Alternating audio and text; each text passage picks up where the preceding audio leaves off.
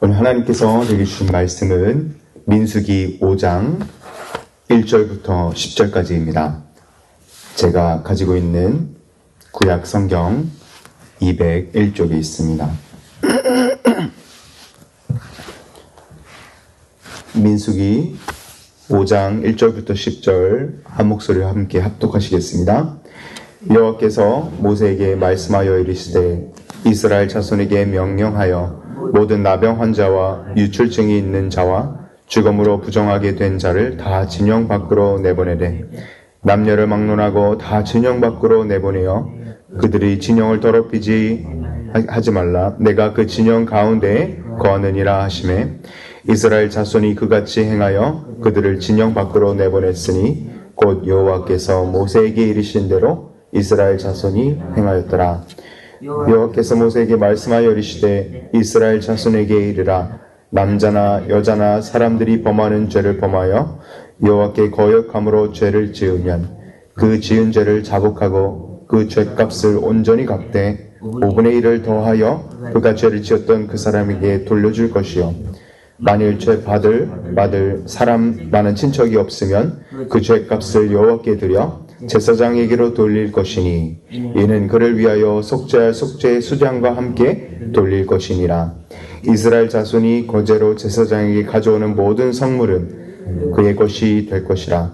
각 사람이 구별한 물건은 그의 것이 되나니 누구든지 제사장에게 주는 것은 그의 것이 되느니라. 아멘. 네, 오늘 말씀 가지고 하나님의 질서 Part 2라는 제목으로 말씀을 전하겠습니다. 민수기는 각각 지파의 인구조사에 이어서 하나님의 진영, 하나님의 군대가 어떻게 배치될 것인지 기록되어 있는 책입니다. 제가 좋아하는 축구팀이 있습니다. 손흥민 선수가 뛰고 있는 토트넘이라는 축구팀인데요. 거기에서 응원가가 하나 있습니다. 이 응원가 중 하나가 가사가 어떻게 되냐면 그 가사 가운데 나도 그 팀을 응원할 때 그 사람들 중에 그 숫자 중에 개수만 될 수 있다면 이런 것을 노래하는 그런 응원가입니다. 네, 오늘도 이와 같이 저희 민수기에서도 잘 민수기를 묵상해 보면 숫자가 많이 나오는데요. 민수기에서도 여호와의 진영에 축구팀처럼 여호와의 진영에 내가 개수만 될 수 있다면 그래서 하나님께서 누구의 아들 누구 어느 지파의 어느 지파 이름까지 정확하게 이렇게 개수가 되어 있는 것이죠. 이 진영이 결국에는 이스라엘 공동체의 모습이고요. 더 나아가서는 저희 교회의 모습이 되지 않을까 생각을 해봅니다. 네, 이 모든 지파들의 배치하는 것과 이런 모든 것을 계수하고 전장에서도 그 계수된 자는 8,580명이라 이렇게 얘기하면서 끝이 나는데요. 갑자기 5장에 부정한 사람의 처리, 죄에 대한 값, 죄값, 5분의 1을 더하는 이런 것이 갑자기 나옵니다. 이것은 저희가 알다시피 민수기에서 나오는 이스라엘 공동체는 그냥 세상 공동체가 아니라는 것이죠. 이것은 성막 중심 공동체고요. 거룩함을 그냥 숫자만 나열하는 것이 아니라 그냥 계수되는 것이 아니라 거룩함이 굉장히 중요시되는 그런 공동체였다는 것이죠. 왜냐하면 하나님께서 그들 가운데 직접 임재하시고 진영 가운데 거하시는 모습을 저희는 보게 됩니다. 그래서 레위 지파가 결국에는 성막을 지키고 수비하는 어디 가나안을 정복하러 들어갔는데 이 공격 포메이션이 아니에요. 진영이 누구를 쳐부시고 공격 제일 센 사람을 밖에도 이래야 되는데 하나님을 성막을 보호하고 수비하는 수비적인 진영과 가나안 정복보다 거룩함의 공동체를 더욱더 중요시하는 이 민수기 5장을 저희는 볼 수 있는 것이죠. 그래서 제가 두세 가지를 나눠보도록 하겠습니다. 첫 번째로 정결치 않은 세 부류의 사람들을 진영 밖으로 추방하라 하십니다. 이스라엘 백성들은 제가 말씀드렸다시피 성막 중심 공동체였죠. 그래서 하나님의 임재하심이 항상 같이 계시는, 그래서 부정함도 없어야 되고요. 거룩함과 구별됨이 그리고 정결함이 항상 중요하였던 것입니다. 1절부터 4절까지 어떻게 이 거룩함을 지켜야 하는지 하나님의 말씀을 기록하고 있는데요. 저희 본문 5장 2절을 함께 읽어보시겠습니다. 2절입니다. 이스라엘 자손에게 명령하여 모든 나병 환자와 유출증 있는 자와 주검으로 부정하게 된 자를 다 진영 밖으로 내보내되. 저희 2절에 이 세 부류의 사람들을 이스라엘 진영 밖으로 격리시키고 추방해야 하였습니다. 아시다시피 모세에게 반역같이 이 마음을 안 좋게 품었던 모세의 누이 되었던 미리암도 문둥병이 났어요. 하나님께서 문둥병으로 미리암을 치셨을 때 7일 정도 밖에 격리시키고 추방이 되었습니다. 이제 다시 깨끗해지고 다시 돌아올 수 있었는데요. 사람들은 첫 번째 이 방출된 사람들, 진영 밖으로 격리시켰던 첫 번째 부류는 나병 환자들이었습니다. 이 나병이 전염성이 강했던 것이죠. 그리고 두 번째는 유출증, 몸에서 멈추지 않는 비정상적인 출혈이나 고름 같은 액체가 이렇게 병으로 나오는 사람들이 두 번째였고요. 마지막은 죽은 시체나 주검으로 부정결하게 된 그런 사람들을 진영 밖으로 추방하도록 기록하고 있습니다. 이 모든 세 부류의 사람들은 전염병, 역병이나 이런 것들 때문에 전염의 가능성이 있었기 때문에 예방 차원에서 격리시키라라는 명령이 있었던 것이죠. 코로나나 전염병이 있을 때 이 격리를 시켰던 것처럼 하나님 말씀에 민수기 5장에 벌써 이런 격리 시스템이 있었던 것이죠. 그래서 나병 환자들과 유출증 그리고 부정하였던 자들이 이 제사장들에게, 레위 제사장들에게 점검을 다시 받고 이스라엘 백성 진영에 들어올 수 있었던 것이죠.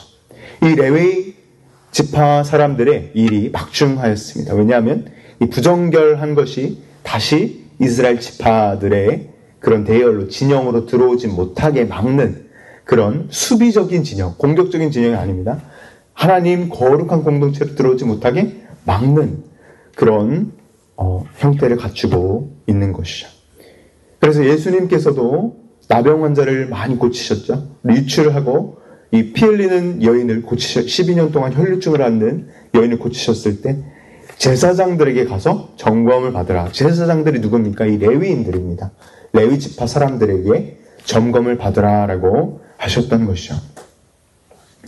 또한 이것보다 더 깊이 조금 이야기를 하자면 오늘 격리시키라 이 본문이 그냥 단순하게 그냥 격리, 이 육적인 그런 전염병 때문에 격리시키는 그런 것도 있지만 영적인 이슈도 있다는 것입니다. 네, 아시다시피 자그마한 죄가 들어와도 이 전체 공동체를 스포일 시킬 수 있는 것이죠. 항상 자그마한 것들이 큰 것을 넘어뜨립니다. 이 자그마한 모기가 이 댕기나 열병, 말라리아 이런 것을 집어넣죠. 그래서 사람이 망가지게 되는 것이죠. 이 자그마한 것들이 큰 것을 넘어뜨리는 것을 많이 보았습니다. 자그마한 죄를 그냥 허용했기 때문에 영적인 거인들이 많이 무너지는 것을 보았다는 것입니다. 저희 영적인 생활에도 항상 자그마한 타협, 자그마한 죄, 이 자그마한 싸움에서 질 때 절대 그냥 거기에서 머물지 않는 것이 죄의 특성이고 본성인 것입니다. 롯도 소돔과 고모라에 처음에 살지 않았는데 그 죄에 계속 타협하고 계속 이 격리 처리를 하지 않으니까 점점 더 가까워지고 결국에는 죄의 도시에 들어가서 살게 되고 결국은 심판하는 도시에 겨우겨우 구원을 받는 그런 모습이 바로 죄의 무서운 점인 것이죠. 그래서 죄 때문에 다 망해버리고 조그만 죄 때문에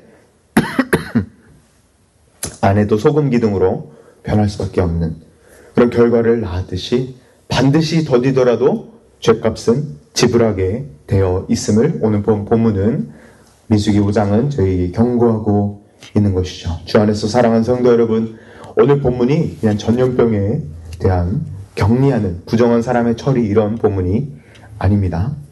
영적인 저희의 삶 가운데 적용할 수 있는 것입니다.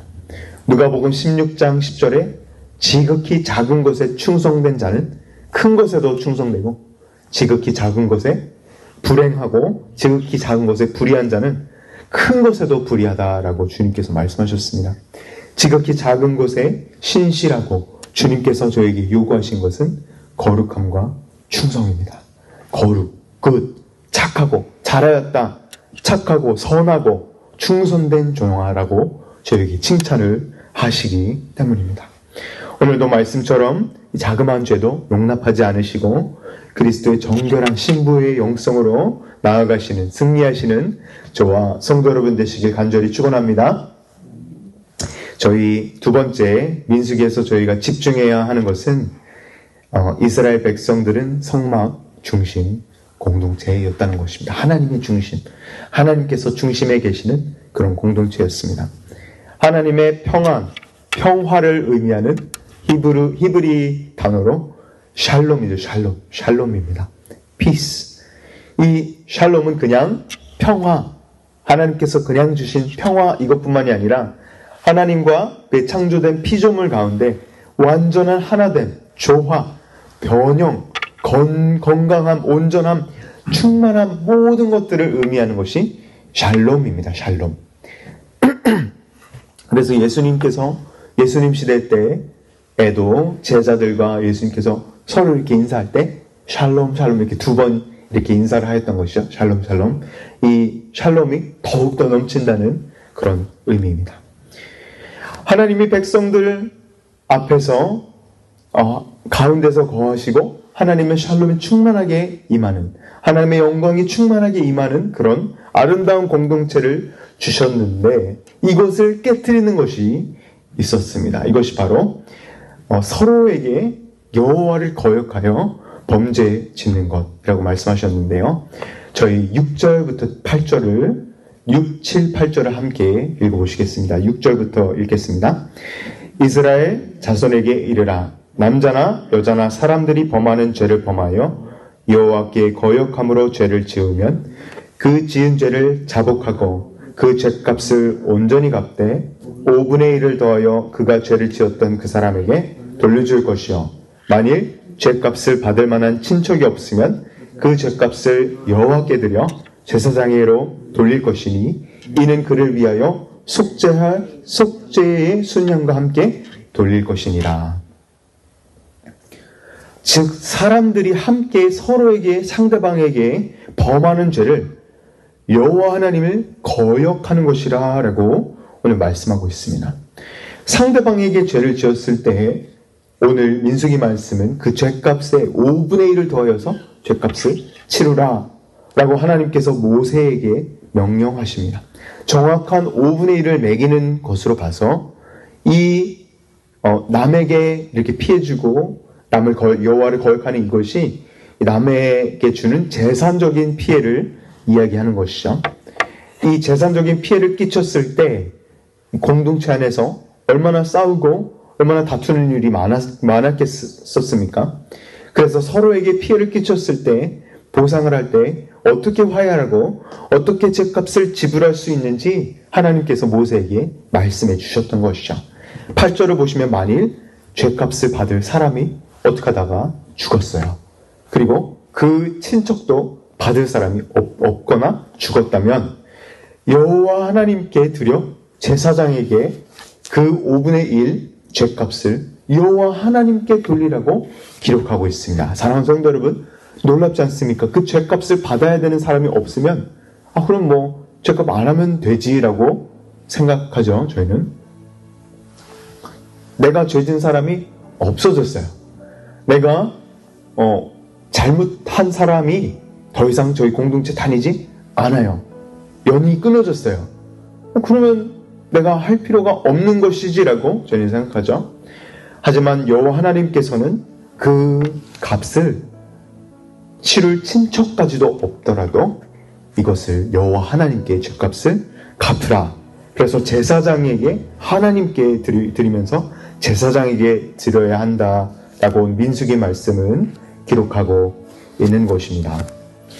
네, 사랑하는 성도 여러분, 그렇습니다. 다윗이 시편 52편 4절에 밧세바와 동침하여 우리아를 죽이고, 우리아가 그때 친구였습니다. 같이 다윗의 용사 중 한 명이었죠. 자기의 그 부하를 죽이고 어떻게 고백을 하냐면요, 51편 4절에 이렇게 고백을 합니다. 내가 주께만 범죄하여 주의 목전에 악을 행하였사오니. 이렇게 주님께 회개합니다. 이게 무슨 말이죠? 하나님께만 죄 지은 게 아니고 옆에 많은 사람들이 다윗의 죄 때문에 엄청나게 힘든 시간을 거쳤습니다. 밧세바에게 죄를 행했고요, 우리아를 죽였고요, 요압에게 거짓말을 하였고요, 많은 다윗의 죄 때문에 사람에게 죄를 지었던 것입니다. 분명 다윗의 죄 때문에 사람과 사람 가운데, 사람과 창조 질서 가운데 이 샬롬이 깨어진 것은 분명하죠. 죄값을 치루어야 하는 것이죠. 하지만 여기서 저희가 다윗과 오늘 민수기 말씀에서 오늘 배울 수 있는 것은 여호와 하나님을 거역하는 것. 여호와 하나님께서는 모든 것을 보고 계심으로 모든 것을 심판하시는 하나님께 먼저 내가 주께만 범죄하여 주의 목전에서 악을 행하였사오니. 모든 것을 보고 계시고 모든 것을 심판하시는 하나님께 회개해야 하는 이유가 분명히 있는 것입니다. 오직 하나님께만 회개해야 하는 것이죠. 주 안에서 사랑하는 성도 여러분, 민수기 말씀같이 저희 죄값을 치를 사람이 없고 그의 친척이 없더라도 하나님께서 그 죄를 다 알고 계시기 때문에 여호와 하나님의 샬롬을 거역한 죄를 자복하고 자백하고 회개하고 그 죄값을 치러야 하는 것이죠. 더 나아가서 죄값을 저희가 치르지 못할 때 저희 예수 그리스도께서 오늘 말씀처럼 어린 양의 피로 그 죄값을 저희가 치르지 못하는 그 5분의 1을 더한 그 죄값을 대신 치러 주신다는 것이죠. 그래서 여호와 하나님께 저희가 자백을 하며 나아갈 때 그는 미쁘시고 의로우사 저희 모든 불의에서 깨끗하게 하여 주실 것이기 때문입니다. 사랑하는 성도 여러분, 저희가 오늘 말씀처럼 그리스도의 몸된 교회, 그리스도의 공동체가 아닙니까? 이 민수기에 나온 그 성막 중심 공동체가 결국에는 교회의 모습입니다. 저희의 그리스도의 몸된 교회, 움직이는 성전입니다. 이 움직이는 성전으로 살아내실 때 하나님께 죄를 자백하시고 깊은 회개로 나아가시는 저와 성도 여러분 되시길 주 예수 그리스도 이름으로 간절히 축원합니다. 아멘, 아멘. 함께 기도하겠습니다.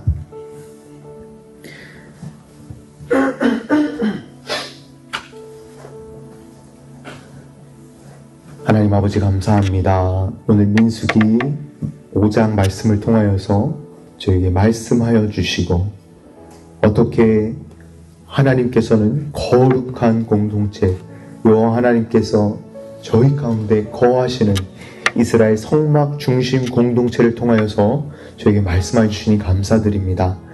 어떻게 이 부정한 사람들을 격리시키는 것뿐만 아니라 저희가 어떠한 자그마한 죄나 악도 타협하지 않는 사탄에게, 저희 원수에게 이 발디딜 틈을 내어주지 않는 그런 서로서로를 아끼며 서로서로를 보호하는 그런 공동체 되게 하여 주시옵소서. 주님 또한 저희 죄값에 대한 말씀, 저희가 치를 수 없는 죄값을 어린 양의 피로 치루어 주시니 감사드립니다.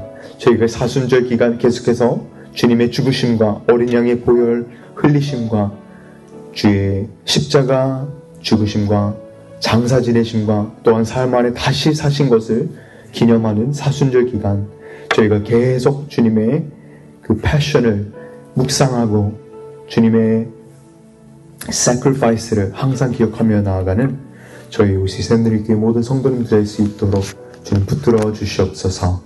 또 말씀을 통하여서 그냥 듣는 자가 아니라 행하는 자가 되게 하여 주시고 이 말씀이 오늘 저희 살아 움직이고 저희가 반응하고 실천할 수 있는 그런 주님 성령의 충만함도 기름 부으심도 부어 주시옵소서.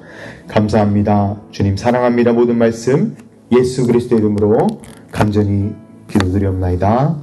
아멘.